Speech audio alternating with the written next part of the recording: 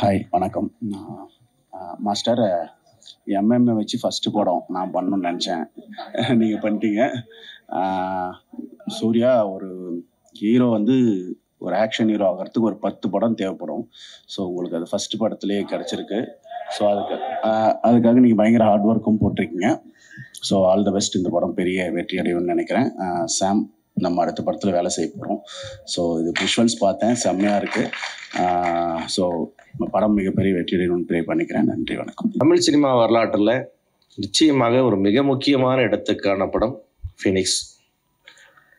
மிக நேர்த்தியாக செய்யப்பட்ட தமிழ் சினிமான்னு சொன்னால் அதில் வந்து ஒரு டாப் 10 ஃபிலிம்ஸில் வந்து இந்த படம் கண்டிப்பாக இருக்கும்.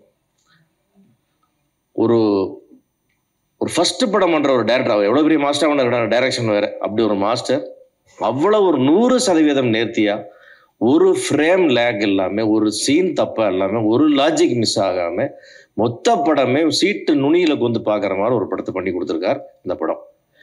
மீடியா நம்பர்களுக்கெல்லாம் இந்த இடத்துல நான் ஒன்று சொல்கிறேன், இந்த ஆடியோ ரிலீஸில் வந்தால் மைக்கை பிடிச்சி பேசுவீங்கன்னு நினச்சிக்காதீங்க. நீங்கள் படம் பார்த்துட்டு நான் பேசின விஷயங்கள் ஏதாவது நீ அதிகமாக பேசினேன்னு சொன்னால் எனக்கு ஃபோன் பண்ணி திட்டுங்க. நீங்கள் நான் சொன்ன வார்த்தையில் ஒரு வார்த்தை, ஒரு எழுத்து கூட அதிகமாக இருக்காது, கம்மியாக இருக்காது. அந்த அளவுக்கு இந்த படம் மனதை பெரிய அளவில் பாதித்ததுனால தான் இந்த வார்த்தைகள் நம்ம சொல்கிறோம். இந்த படம் வந்து தமிழ் சினிமாவில் மிக முக்கியமான சினிமா அது. ஏன்னா இது போன்ற ஒரு படத்தை பார்க்குறது வந்து ரொம்ப அபூர்வமான ஒரு விஷயம். இந்த படத்தினுடைய நேர்த்தி மாஸ்டரும் வேல்ராஜ் சாரும் சாம் சிஎஸும் பிரவீனும் அப்படி கைகோர்த்துட்டு செஞ்சுருக்கிற இந்த வேலை இருக்க பாருங்க. அத்தனை ஒரு ஸ்பீட், அப்படியே ஒரு கட்டிங், அப்படியே ஒரு பேக்ரவுண்ட் மியூசிக், சாங்ஸ், பர்ஃபார்மன்ஸ். ஒரு சின்ன நடிகர்லேருந்து ஒரு தேவதர்ஷினி அவர்லேருந்து பெரிய சீனியர் ஆர்டிஸ்ட்லேருந்து புதுசாக போட்டால் அத்தனை பசங்களையும் பேர் சொல்ல தெரியல. எந்த பையனையும் ஒரு பையனோட இன்னொரு பையனை குறைச்சே மதிப்பிட முடியாது. அப்படியே ஒரு பர்ஃபார்மன்ஸ். இந்த கர்ணாவா நடித்த எல்லாருமே இப்படிடா ஒரு புதுசாக வர்றாங்க, இத்தினூன்னு இருக்காங்க, இப்படி பயமுறுத்துறாங்களேன்ற அளவுக்கு இந்த படம் வந்து ஒருத்தரையும் நடிச்சிருந்தாங்க. அதை உருவாக்கின சிப்பி நீங்கன்றதுனால அது அந்த பாராட்டு உங்களுக்கு. ஆனாலும் கூட அந்த பசங்க எல்லாத்துக்குமே, நான் ஒருத்தர் கூட சொல்ல, அவ்வளோ அந்த சின்ன பசங்க அத்தனை பேருக்கு ஒரு பெரிய ஃபீச்சர்ஸ் தமிழ் சினிமாவில் இருக்குது. ஏன்னா அப்படி ஒரு பர்ஃபார்மன்ஸ். மீதி கேரக்டர்ஸ், நம்முடைய ரெகுலர் ஆர்டிஸ்ட் அத்தனை பேரும் அவ்வளோ அற்புதமாக ஒருத்தரும் வேல்ராஜ் சார்லேருந்து எல்லாருமே அப்படி பண்ணியிருக்காங்க. ஏன்னா இந்த படத்தில் வந்து யாரை பாராட்டுறதுன்னே நம்ம வரிசையாக சொல்லவே முடியாத அளவுக்கு வந்து அற்புதமாக இருக்குது. அதனால் வந்து டெஃபினட்டாக வந்து இந்த படத்தின் வந்து இந்த ஆண்டுக்கான மிகச்சிறந்த இயக்குனருக்கான விருதை வந்து அண்ணல் அரசுக்கு நம்ம இங்கேயே அறிவிக்கலான்றது என்னுடைய கருத்து. அற்புதமான விஷயம். ஏன்னா நம்ம சாதாரணமாக அப்படி சொல்ல வேண்டிய அவசியம் இல்லை. அந்த படம் பார்த்து ஒரு 2 மாதமாக அதனுடைய தாக்கம் மைண்ட்லேயே இருந்துட்டு இருக்கு. இந்த இடத்துல நான் சொல்ல வர்றது என்னன்னா, ஒரு அண்ணல் அரசு எத்தனை பேர் உருவாக்கி விட்டுருக்காரு அந்த படத்தில் கேட்டிங்கன்னா அத்தனை லிஸ்ட் இருக்குது. இதன் மூலம் எவ்வளோ பேருக்கு லைஃப் கிடைக்குது, எத்தனை பேர் எவ்வளோ பெரிய ஆர்டிஸ்டாக வர போகிறாங்கன்னே தெரியல.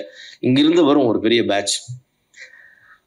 அப்படி ஒரு பேட்சில் வந்து ஒரு அற்புதமாக நீங்கள் கொடுத்துருக்கிற விஷயம் தான் வந்து சூர்யா சேதுபதி. நான் வந்து ஒரு கொஞ்ச நேரம் பார்த்தோன்னே இந்த பையனா அப்படின்னு யோசிச்சிங்கன்னா, அப்படி ஆரம்பித்த பையன் படம் முடியும் போது நம்ம நெஞ்சுக்குள்ள வந்து அப்படி உள்ளே போய் உகந்துட்டான். நான் இத்தனை ஒரு டெடிக்கேஷன், எவ்வளோ ஒர்க் பண்ணியிருக்கணும், எவ்வளோ ஹார்ட் ஒர்க் பண்ணியிருக்கணும்.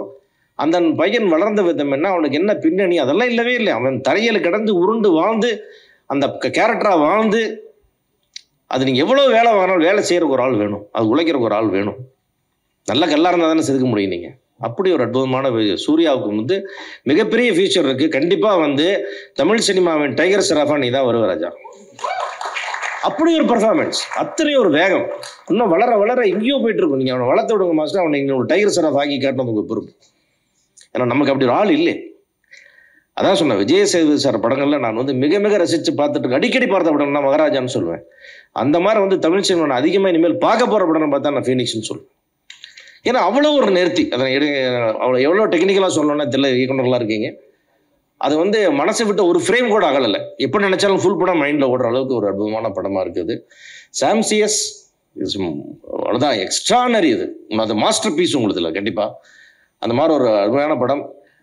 சேது சார், நீங்கள் தமிழ் சினிமாவுக்கு நிறையா பண்ணியிருக்கீங்கன்னா நிறைய, அதாவது இமேஜ் எல்லாம் உடச்சி என்ன ரோல் வேணா பண்ணலாம், எப்படி வேணா பண்ணலான்னு வெரைட்டி பர்ஃபார்மன்ஸ், ஒரு நடிகை இத்தனை விதமாக மாற முடியுமா எல்லாம் காமிச்சிட்டிங்க. இதெல்லாம் சார்ந்தெல்லாம் தாண்டி இப்படி ஒரு அற்புதமான பையனை கொடுத்தீங்க சினிமாவுக்கு. அது அடுத்த சினிமாவுக்கான கான்ட்ரிபியூஷன் டெஃபினட்டாக வந்து உங்களுடைய புகழெல்லாம் தாண்டி அந்த பையனுடைய வயசுக்கும் திறமைக்கும் உழைப்புக்கும் மாபெரும் இடத்தை ரீச் பண்ணுவோம். உங்களுக்கு வாழ்க்கை முழுக்க உங்களுக்கு மிகப்பெரிய பெருமையை சேர்க்கக்கூடிய பையன் தான் அந்த சூர்யா.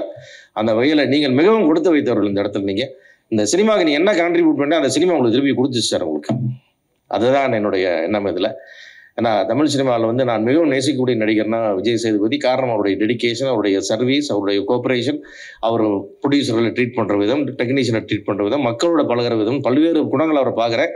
அதையெல்லாம் தாண்டி இந்த பையன் இன்னும் பெருசாக வந்து நிற்பார். நான் பெரிய நம்பிக்கை இருக்குது. இந்த படத்துடைய மொத்த டீமுக்கும் பெரிய வாழ்த்துக்கள். அதே மாதிரி வந்து இந்த சக்திக்கு அப்பப்போ ஒரு யோகா இருக்கும். டகாலும் ஒரு படத்தை தூக்கிட்டு போய் அடிச்சு தூக்கிட்டு வந்துடுவார் அவர். அது எங்கேயோ சுற்றிட்டு வந்து கடைசியில் அவர்கிட்ட வந்து சேர்ந்துருச்சு. அந்த மாதிரி வந்து சக்தி மிக திறமையாக வெளியிட்டு இந்த படத்தை வந்து பிரமாதமாக கொண்டு போய் ஸ்க்ரீனில் சேர்த்து கொண்டு வந்து தருவார். இந்த படத்துக்கான ப்ரொமோஷன் வேலைகள் எல்லாம் நீங்கள் சிறப்பாக செஞ்சு சேது சார் எல்லாரும் சேர்ந்து அந்த படத்தை பண்ணி ஒன்றுமே சொன்னால் ஒரு நாள் முதல் நாள் போதும், 2ஆவது நாள் வந்து மக்கள் எல்லாம் படமாகிற எல்லாரும் பிராண்ட் அம்பாசிடராக மாறிடுவாங்க அந்த படத்துக்கு. அந்த மாதிரி இருக்கும். அதனால இவ்வளோ பெரிய வெற்றி, ஒரு மாபெரும் மிகச்சிறப்பான படத்தை தயாரிச்சிருக்கு. இதுக்கு மேலே எனக்கு சொல்கிறதுக்கு வார்த்தையிலே. படம் ரிலீஸ் ஆனதுக்கு அப்புறம் நாம் நிறைய இன்னும் வெற்றி விழாவில் இதை பற்றி நிறையா ஒருத்தராக பேசணும்னு நினைக்கிறேன். அதே மாதிரி இவ்வளோ பெரிய வெற்றிக்கு பின்னாடி, இவ்வளோ பெரிய அனலரசு வெற்றிக்கு பின்னாடி இருக்கிற நான் மகளாக நேசிக்கிற ராஜலட்சுமிக்கு என்னுடைய வாழ்த்துக்கள். ஏன்னா அவங்களுடைய சப்போர்ட் பின்னணி எல்லாமே இப்படி ஒரு படத்தை உருவாக்கியே இருக்க முடியாது. அவருக்கு காசு தெரியாது, கணக்கு தெரியாது, எதுவும் தெரியாது. எல்லாம் படித்த புள்ள அது பார்த்துக்கிச்சு எல்லாமே.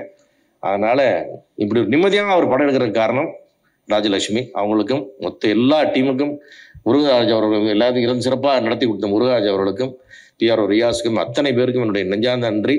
இந்த ஃபீனிக்ஸ் என்ற மாபெரும் வெற்றி படத்தை திரையரங்களை பார்த்து நம்ம மீண்டும் சந்திப்போம் என்று கூறி விடைபெறுகிறேன். நன்றி, வணக்கம்.